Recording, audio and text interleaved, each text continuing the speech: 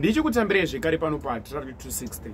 Nyaya ndainozviyo muzuva ranhasi inyaya iyo yaitika kuGokwe kunonzi kuBomba yemukadzi uyu anonzi Maitadi. Maitadi ava vaipinda chechi yeZCC. Ndokumbura kuti nyore mucomment section kuti rest in peace kuna Maitadi. Zororai murugari Maitadi.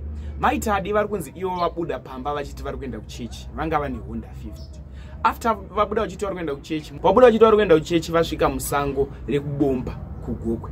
Vasvika musango vabate vari kunzi ivo vazvipisira mumota vakasara shaya nemabhonzo. Mapurisa azongotorawo zvimwewo pamunhu uyu kandi zvepabhodhi yake pamutumbi wake vangotorawo zvimwewo pachidhuna ichi, asi shaya nemabhonzo zvanga zvichioneka mumota.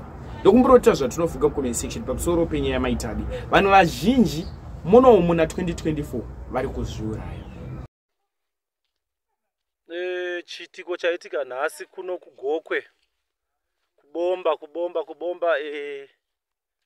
pana mai vazviuraya vazvipisira motikari vanonzi Maitadi vaipinda ZCC vaigara kumazhanje.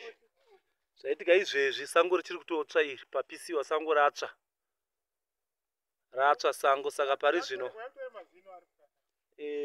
pari kunzi polisi yatora zvimwe ikaenda, asi pane maremains mabhonzo emunhu asara achiripo mamwe aya.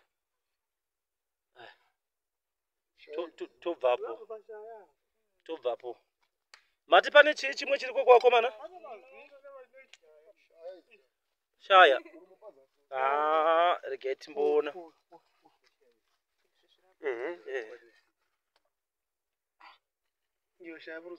shaya izvi nemazino ekumusoro mabhonzo emunhu wose mabhonzo ndo zvaitika kuno kuGokwe.